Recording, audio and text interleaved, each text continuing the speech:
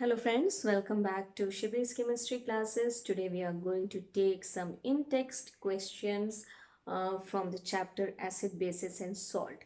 Because we have completed all the theoretical portion, acids, bases and salt, and we have seen their method of preparation. We have classified them and we have seen some properties of all the three contents. So now we have to apply that theoretical portion to questions. How we have to solve the questions based on this theoretical portion, that we have to see in this video. So I'm going to take some in-text questions from your textbook and we'll be solving it one by one. So first question, a simple one, that is, name the ion furnished by a base in solution and an acid in solution. Because the first thing that we have studied was acid and bases. So first the question is ion furnished by acid and base. So try to recall what is acid. Acids are any compound that gives H plus ion in the solution, in its aqueous solution. So acids gives H plus ion and H plus, or we say hydronium ion, H3O plus ion, this is hydronium ion, and bases give OH minus ion, this is hydroxyl ion.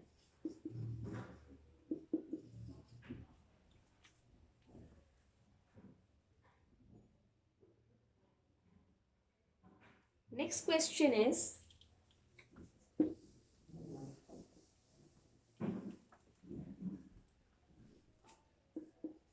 HCl, HNO3,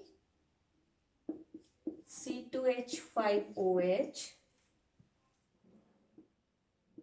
C6H12O6. HCl is hydrochloric acid, this is nitric acid, this is ethanol, and this is glucose. So you can see that what is common in all the four examples is the presence of hydrogen atom, and we have defined acids as any compound that contain hydrogen atom. Initially what we said, we defined acid as any compound that contain hydrogen atom. But see, you can see that in all these examples, presence of hydrogen atom is there, but only these two are acids, whereas these two are not acids. We have to tell the reason why. Why this ethanol and glucose doesn't come under the category of acid, whereas this HCl and HNO3 are acid. But hydrogen is present in all the four. The reason for this is that acid, the most important definition of acid is a compound that gives H plus ion in its aqueous solution. Means for any compound to behave as an acid, it is mandatory that it should furnish H plus ion in its aqueous solution. So that H plus ion or hydronium ion is produced by hydrochloric and nitric acid only, whereas these ethanol and glucose, they don't ionize in its aqueous solution and they don't give H plus or hydronium ion. So that is why these two are not categorized as acid, whereas these two are acids. Next question is, dry HCl gas does not change the color of dry litmus paper. We have studied indicators. Indicators, what are they? Indicators are complex compound that change color in acidic and basic medium. Means they give different color in acidic medium and different color in basic medium. So that is why these indicators are used for testing presence of acid and bases. So your question is, dry HCl gas does not change the color of dry litmus paper. We know that HCl is an acid, but here what it's been said that dry HCl doesn't change the color of litmus paper. But we have studied that acid changes the color of litmus paper to red. And red litmus paper will remain red and blue litmus paper changes into red in the presence of acid. But in this question, what has been said that dry acetyl gas doesn't change the color of the indicator. You have to tell the reason why. See, for any compound to behave as an acid, the most important requirement is that it should furnish H plus ion in its aqueous solution. So what I said, aqueous solution is important over here because it will furnish H plus ion only in presence of water. But here it is dry, there is no water in this case. So that is why this HCl, dry HCl is not changing the color of the indicator. So it is not behaving as an acid. Is lead oxide a base or not? Lead oxide, we have studied this. When we defined base, so what are base? Just try to recall base.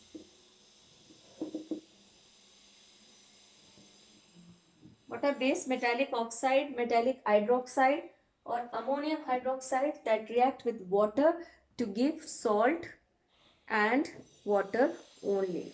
That react with acid to give salt and water only. Acid, base on reaction will give salt and water. So the definition of base is a metallic oxide or metallic hydroxide or ammonium hydroxide that reacts with an acid to give salt and water only. The word only is very important over here because if it give any other compound on the product side, means apart from these two, if any other thing also you are getting in this side, then that compound is not a base. So for a compound to behave as a base, it should give only salt and water when reacted with an acid. So what your question says is that is lead oxide, PbO2, lead oxide is a base or not? You have to tell whether it is a base or not. Let's see the reaction.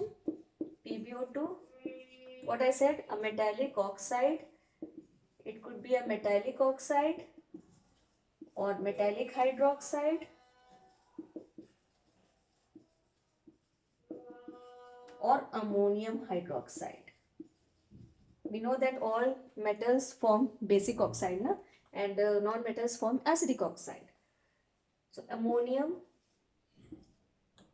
hydroxide.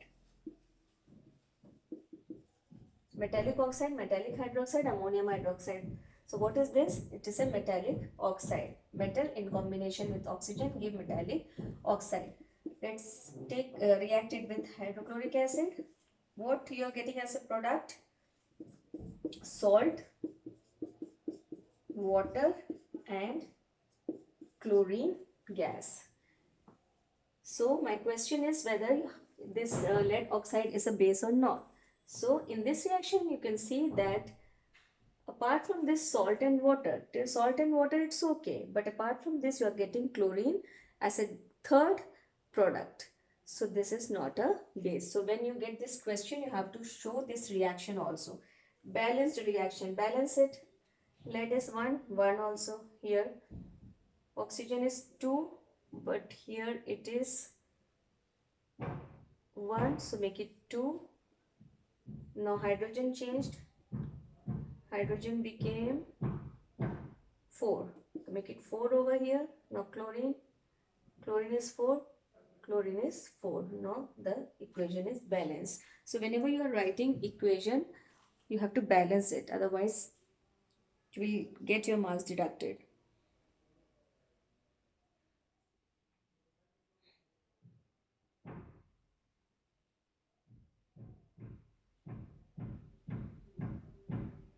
The next question is, the skin has and needs natural oils. Why is it advisable to wear gloves while working with strong alkalis?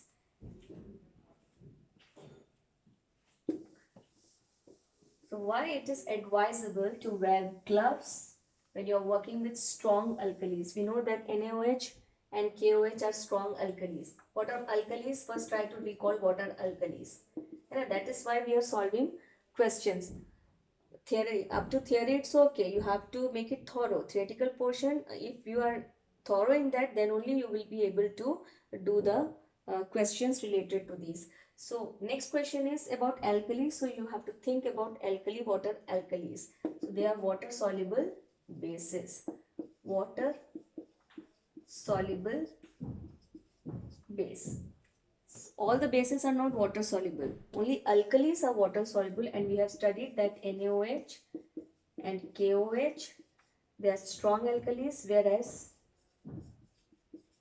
calcium hydroxide and NH4OH, they are weak alkalis. They are soluble in water, but not to that much extent as NaOH and KOH. So these are water soluble and they are strong bases. So why it is advisable to wear gloves while you are working with strong alkalis? Because its answer is alkalis react with oil to form soap. है ना? So alkalis, what action they perform? They react with oil, and we know that our skin has oil, natural oil. So when you are not wearing gloves while working with alkalis, and definitely it react with the oil present in our skin, and a reaction take place and a soapy solution is formed. So that is why it is advisable to wear gloves.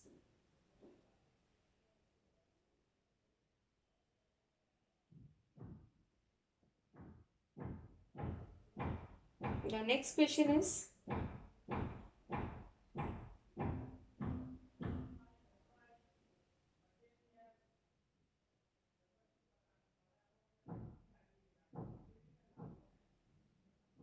so yeah, I will be giving only main important questions. So many questions are there in your textbook that you have to practice by yourself, but here I'll be giving only important ones.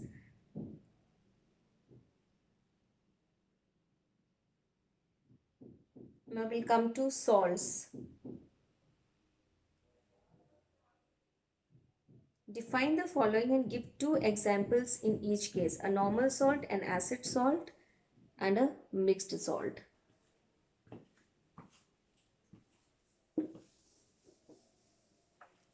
Now what are salts? Salts are formed by replacing the hydrogen of acid partially or completely by a positive ion or metallic ion. So first is normal salt, like NaCl. This is the normal salt. Na2SO4, sodium sulfate. This is a normal salt. So how it is formed? It is formed by the complete replacement of hydrogen from acid, from a polybasic acid. See, you can see this NaCl is formed from NaOH base and HCl acid. So after combining these two, you are getting NaCl.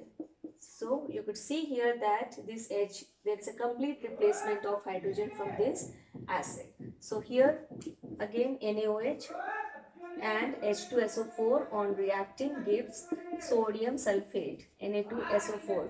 And here also you could see the replacement, complete replacement of these two hydrogen atom from the acids. So the salt that are produced in this way by the complete replacement of hydrogen, so they comes under the category of normal salt.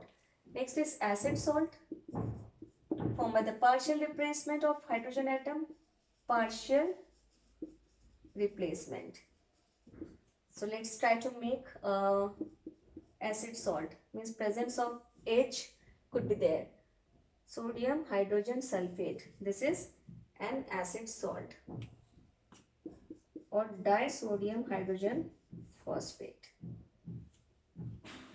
So you can see that this presence of HSO4 shows that this acid salt is produced from sulfuric acid by the partial replacement, means only one hydrogen from the sulfuric acid has been removed and sodium hydrogen sulfate is obtained. And here HPO4. HPO4 means definitely this salt could have come from H3PO4, phosphoric acid, and here two hydrogen has been replaced by this sodium ion and one hydrogen remain as such. So these two are example of acid salt. Basic salt.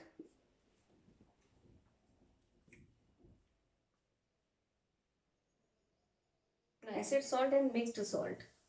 Normal, acid and mixed salt example you have to give. Mixed. In this question, you have to give an example of mixed salt. So mixed salts are those salts that contain more than one basic or acidic radical. So this is sodium, potassium carbonate and calcium oxychloride. Could you please try to recall what is the name of this compound? This compound is very important. I have given you this name when we were studying this mixed salt. So this is calcium oxychloride or bleaching powder. So these examples only you have to learn under mixed salt.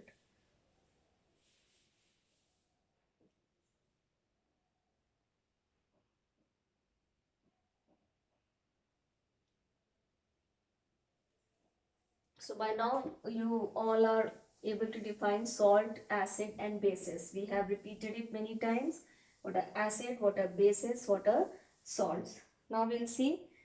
And we have studied some method of preparation. That is also an important topic. Method of preparation of soluble and insoluble salts. And under soluble salt we have studied some 4 or 5 method of preparation, and in insoluble salt we have studied 2 method of preparation. One is direct combination and one is precipitation. So now we'll see some questions related with this.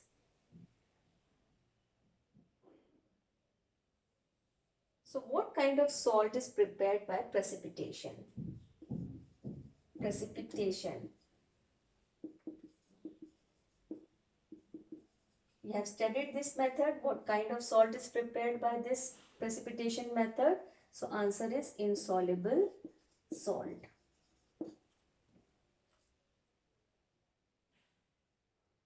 Name a salt prepared by direct combination. Write an equation for the reaction that take place in preparing the salt you have named. In direct combination we have studied 2 salt. One is sodium chloride NaCl and one is ferric chloride. So we'll be doing that. Sodium chloride Na plus Cl2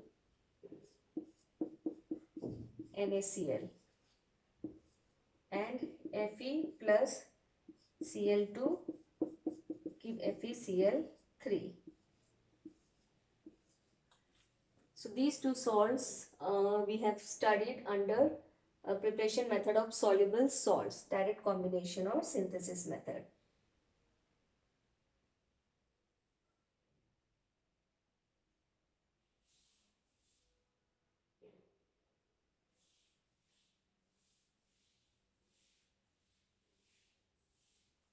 Your next question is, so you have to make it thorough, the method of preparations and examples. So what salts are prepared by which method? So this all comes with practice. Next question is, I'm giving you a list of method of preparation of salts. Here A, B, C, D and E. Direct combination, reaction of dilute acids with metal, dilute acid plus metal. Start thinking about the examples, what examples we have seen under these method of preparation. Dilute acid means it could be sulfuric or nitric or HCl, and here you have to take metal. Start doing, practicing by yourself. Reaction of dilute acid with an insoluble base. Dilute acid with insoluble base.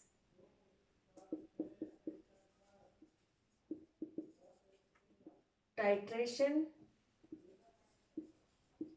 of dilute acid. Titration, this titration we have studied under neutralization. And neutralization and titration both are same, with with the difference that titration is performed when we use water soluble bases, means alkalis. When alkalis react with acid, so that method is called titration. Otherwise rest all the bases we call neutralization. So that is the only difference. So Titration means definitely in this reaction we have to use an alkali or water soluble base.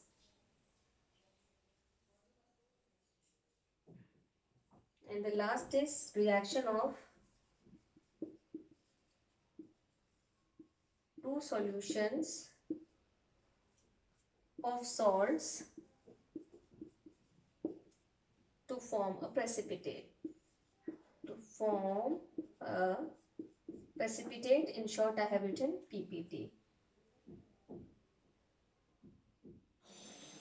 Now I am giving, in another side I am giving the list of salts. Now you have to match it. First is anhydrous ferric chloride.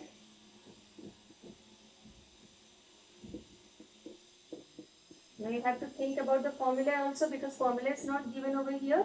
So you have to think about the formula. What is ferric chloride? How could you write it? Lead chloride.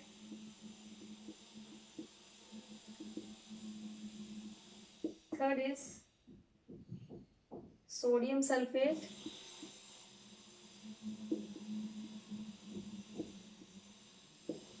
And fourth is copper sulfate.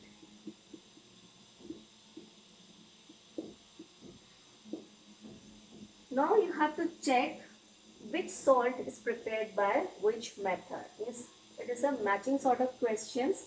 So direct combination, only two examples we have studied under direct combination, and just now we did it also. Ferric chloride. What is ferric chloride? How do we write the formula? FeCl3. So this ferric chloride is prepared by direct combination method. How? Fe plus Cl2. Just now we did this ferric chloride. Here the valency of iron is 3. So that is why this chloride ion got the valency 3. FeCl3. So balance it 3.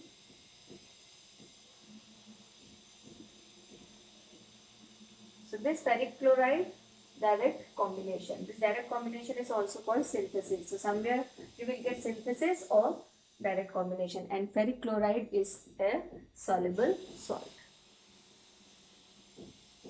Next is lead chloride. Lead chloride is PbCl2. Now how this lead chloride is prepared?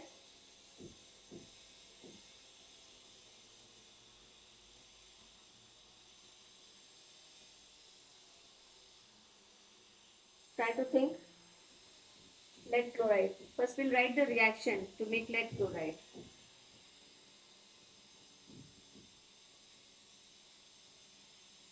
Lead chloride. So take a compound of lead. Take a compound of, let's say, lead nitrate.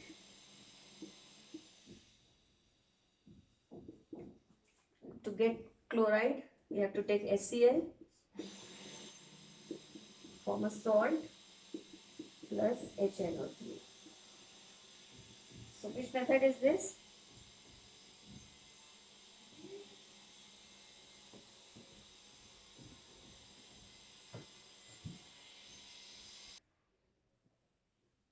So this lead nitrate is an insoluble salt, and its method of preparation is reaction of two solutions of salt to form a precipitate. Reaction of two solutions of salt to form a precipitate.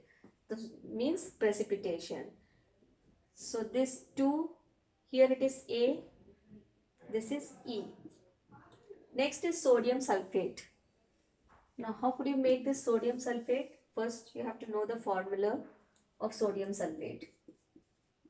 Na2SO4. I hope by now you all are familiar with these compounds and their formulas, because we have repeated it many times. So this is your practice also. Sodium sulfate.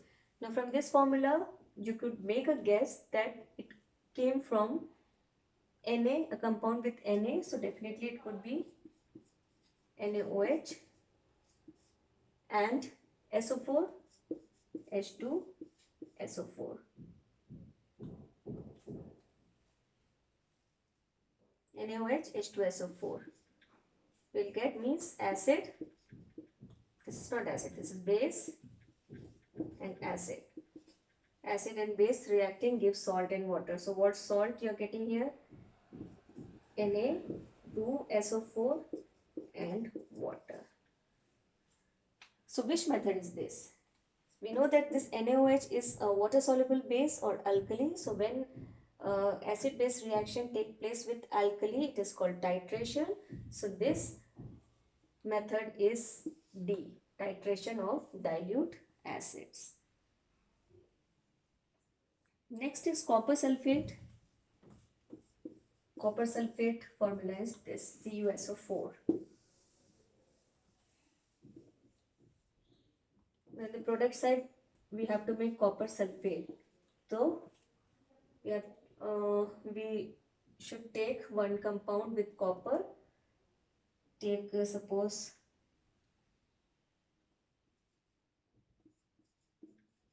a base, copper hydroxide, and we know that it is an insoluble base. To get SO4, we have to take H2SO4, and after reaction, we'll get copper sulfate and water. So what method of preparation is this? Yes, dilute acid with insoluble base. This is an insoluble base, so this is C. So this type of questions could be solved like this. Is first you write the formula and try to make the reaction by seeing this formula. Copper sulfate, so you have to take one compound, copper compound, copper hydroxide, to get sulfate, sulfuric acid. So similarly you have to proceed step by step.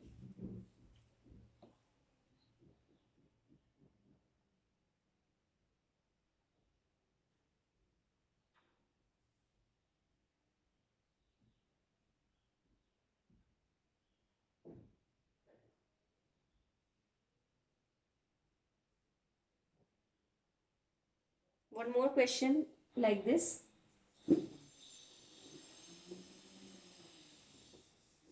Based on this method of preparation, we'll take one more question.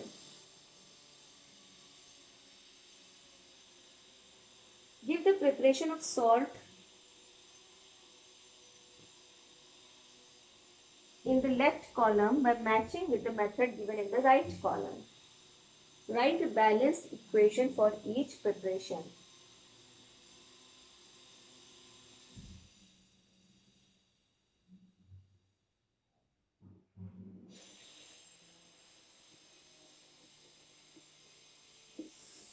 Salt.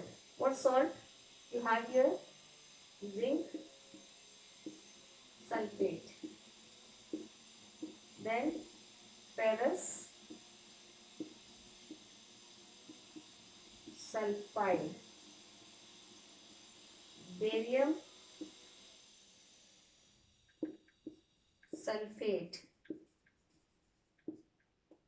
Ferric sulfate.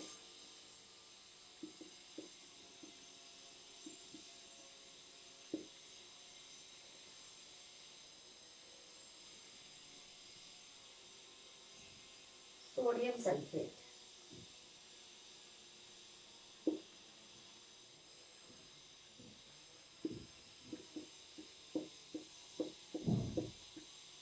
And what method of preparation you have? In the right column, you have first method is precipitation. So precipitation method is for insoluble salt. So check which salt is insoluble from here, because in insoluble we have only two methods of preparation, and out of these two, precipitation is the most important one. So precipitation method, check for an insoluble salt. Oxidation means addition of oxygen. Displacement means more active metal will displace hydrogen from its salt solution. And D is neutralization.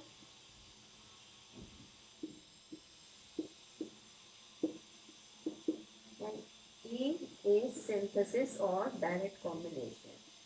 So in this question you are getting it by the name of synthesis and not as direct combination. So both are same. If you get synthesis, somewhere you are getting synthesis or somewhere direct combination.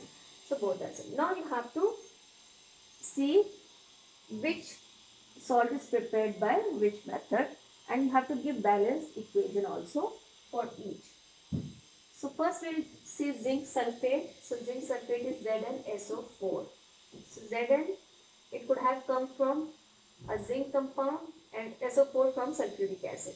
So zinc, this is acid, so this could be definitely a base. So just try to make the equation base ZnOH twice plus H2SO4 gives ZnSO4 plus H2O. So what is happening here?